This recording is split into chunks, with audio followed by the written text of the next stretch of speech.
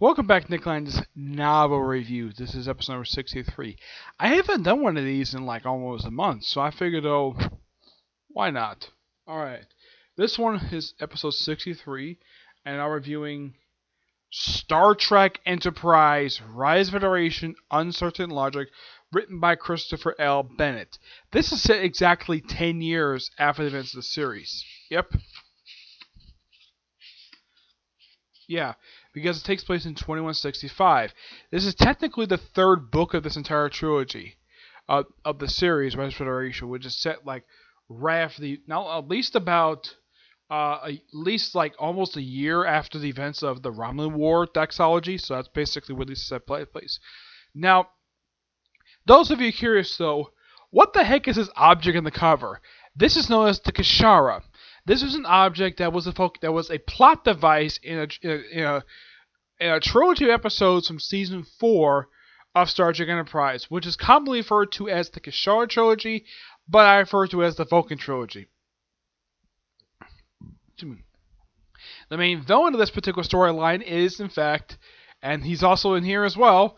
His name is Administrator Falas. He's played by recurring Star Trek actor Robert Foxford, who also appeared on Deep Space Nine, Voyager. He appeared pretty much like all the modern day ones, from Next Generation up until Enterprise. And every time he played a villain. But here's something unique about every single one of those villains, those antagonistic characters he played, with the exception of this one he played in this one. He had a beard every time. When he played Velas, he was clean shaven. Now, the only series I've seen this guy in was he popped up for one episode of Stargate SG-1 in season 6 of all things. Yeah, we appeared as this planet's leader, who actually he was not antagonistic. No, that went to the military commander for that one. Yeah. Pretty much the whole point of those 3 episodes was to get rid of resolve the whole issue of the fact that Vulcans were complete dicks throughout almost the entire series prior to these 3 episodes. Yeah, and that pretty much fixed it. And with the discovery of this thing, that it got rid of the guy who was the head of... Now, Administrator Lost, he was the head of the Vulcan High Command.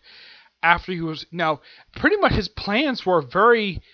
let's just say he had plans, yes, but as for the basis of these plans, they're completely ridiculous.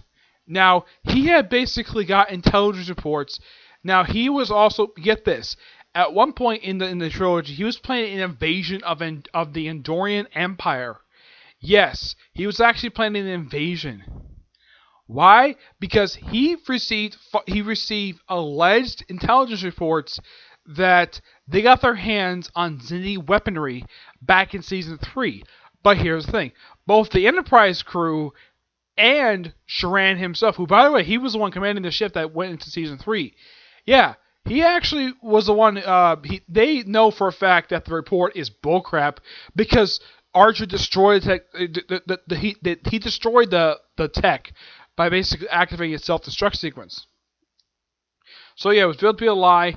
They actually briefly started an actual battle, and Enterprise tried to make sure that buying time for Captain Archer and T'Pol, who actually on the surface of Vulcan looking for this thing, find it and then take it straight to the capital. And get this, they were able to beam to the capital thanks to T'Pol's dead husband at that point. Though the reason why that she was married was so that her mother can keep her job. That is literally the only reason why. And after this trilogy, the husband, because the fact that T'Pol's mother was killed in this trilogy, he decided to annul the marriage because there was no reason to keep it around. Now, in the case of this particular book, after the events of the episode was mentioned they were going to study this thing, and they say it would take a good period of time to study all the writings in the Kashara. And since it's been 10 years, they went into one day and somehow discovered that it was fake. Now, Archer and T'Pol knew for a fact that's bullcrap due to the fact they actually were the ones who brought it there. It turns out this thing had replaced with a bogus one. And who replaced it? Velas. And get this, the reason for behind all the stuff that he did in that trilogy, and he's even shown in here, the reason why he did it, because he was working with the Romulans. Yes, he was seriously working with the Romulans. Did the series bother to follow up with this? No, because the series ended that particular season. Thank God the novels basically set it up. And during the course of this book, he really wanted to become the ruler of Vulcan for some reason. I don't know why. Yeah, so he left, tried to do it when he came back, and left. And somehow he never destroyed the real Kashara. Yeah, he never did. And even after they got the thing back, the guy still fled. And as far as I know, the guy is still not been captured yet. Despite the fact the guy is wanted for treason, murder, and oh yeah, also basically almost starting interstellar war. Yeah, the guy is charged with a bunch of crimes, and this guy basically keeps getting in the way.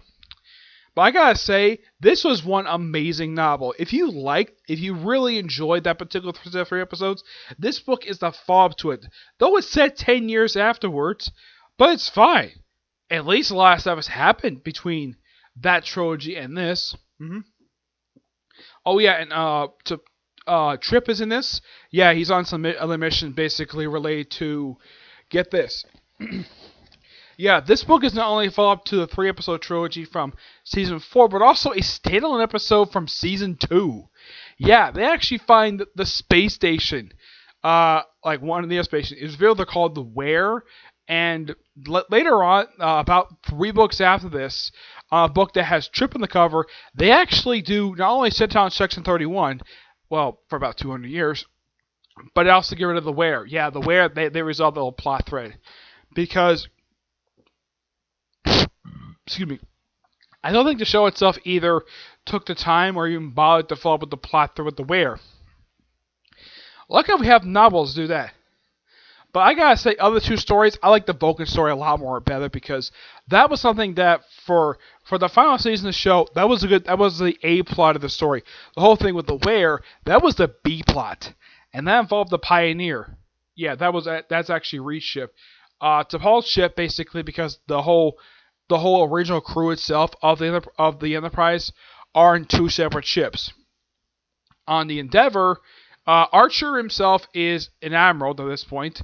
I think he's a 2-star admiral. Then later on, he becomes the head of Starfleet. He's their commander-in-chief. He's their chief. He's the chief of Starfleet. T'Pol is the captain of Endeavor, with Phlox as their medical officer, and Hoshi still functions as the communications officer, though this time of Endeavor, and I believe she's been promoted to lieutenant. Yes, I think it's lieutenant. In the case of Pioneer, it's commanded by Reed, who was the captain of the ship. He was when the series first started. He was the first officer on the Endeavor, and then he got promoted to captain and got the Pioneer, and appointed Trip, who had just been promoted prior to the events of the book, to lieutenant commander. He had promoted to full commander, and he pretty much became the first officer of the Endeavor. And there's stuff with Samuel Kirk as well, which is a really interesting, nice little minor plot thread. Yeah, the whole thing with Samuel Kirk is quite interesting.